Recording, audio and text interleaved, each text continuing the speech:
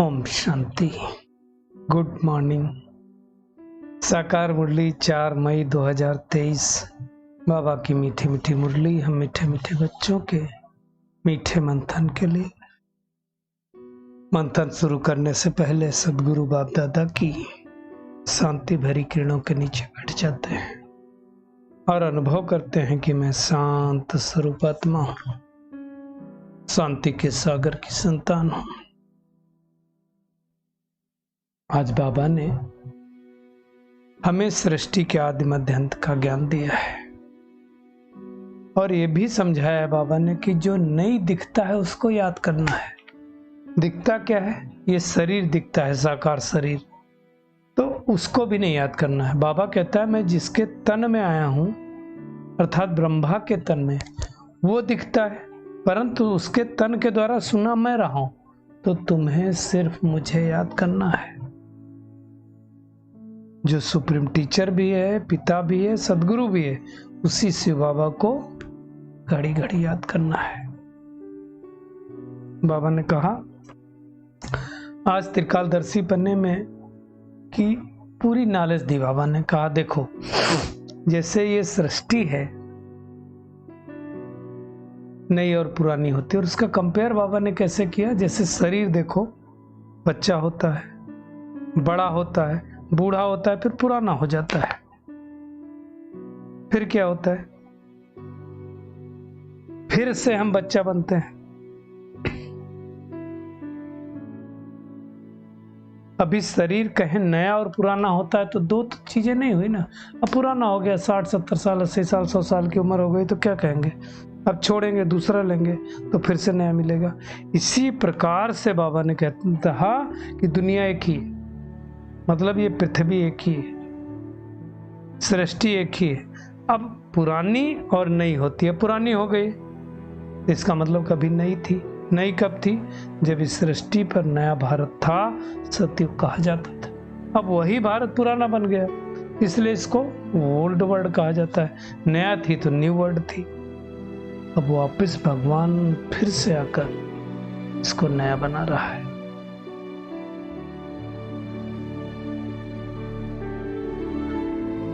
नई दुनिया का मालिक कौन था? लक्ष्मी नारायण थे। बहुत सारा साक्षात्कार बच्चों ने किया है। तो बाबा कहता है कि अब मैं फिर से नई दुनिया बनाने आया हूं, तो तुम क्या करो?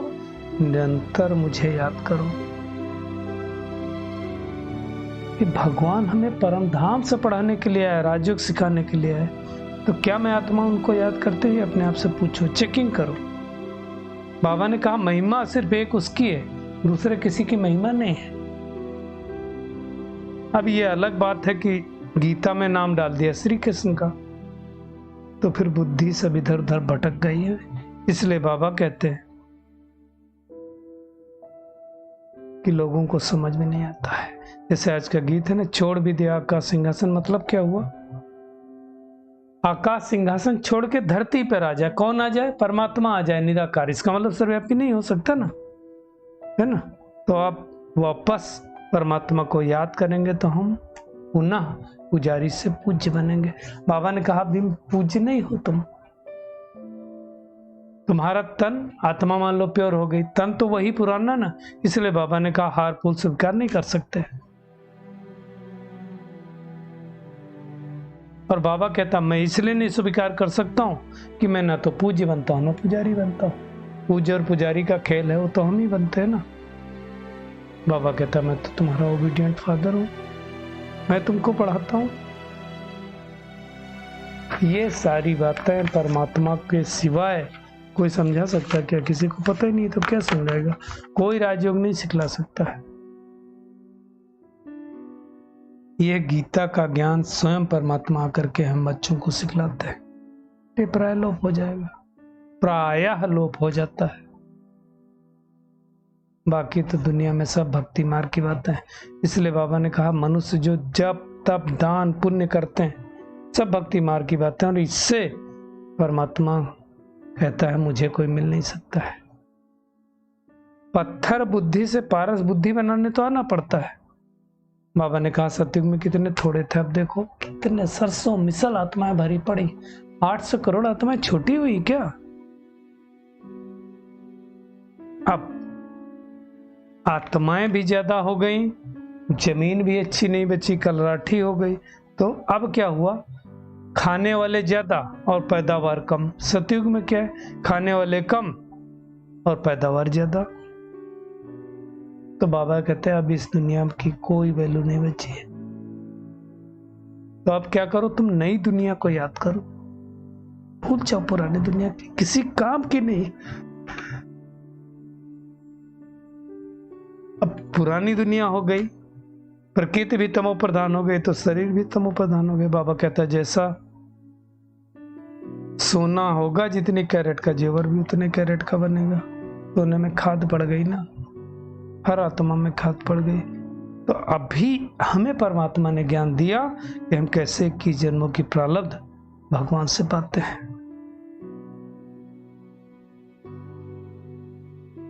ये ड्रामा भी अजीब है। अजीब इसलिए कि ड्रामा के बंधन में आत्मा भी बंधी है तो परमात्मा भी बंधा है। ऐसा नहीं कि परमात्मा कुछ चेंज कर सकता है। इसलिए बाबा कई बार कहता है ड्रामा में सतयुग पहले था तो फिर होगा, त्रेता भी था तो फिर होगा, द्वापर कलयुग इसी तरह से रिपीट होता रहता है। अब कलयुग अंत और सतयुग आदि का संगम युग है, उसी संगम युग पर परमात्मा करके पड़ा रहा है। भगवान वाच्य मैं तुमको राजाओं का राजा बनाता हूं।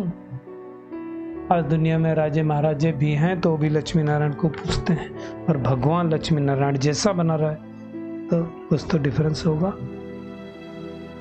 जो पूज्य थे वही तो पुजारी बन गए।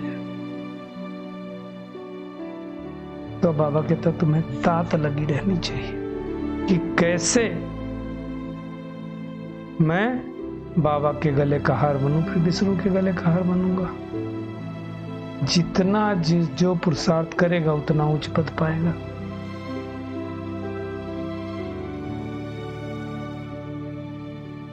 बाबा कहता है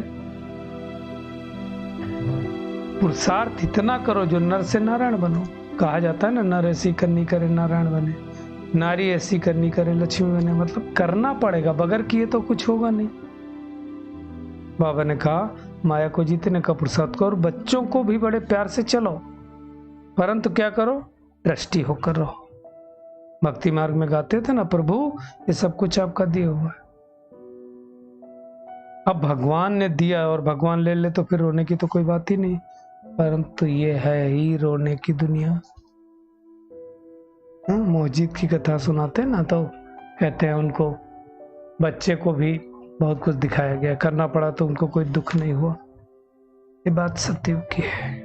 वहां तो हेल्थ वेल्थ हैप्पीनेस सब कुछ हो गया। शुरू में तो बड़ा साक्षात्कार बाबा ने सब करवाया है।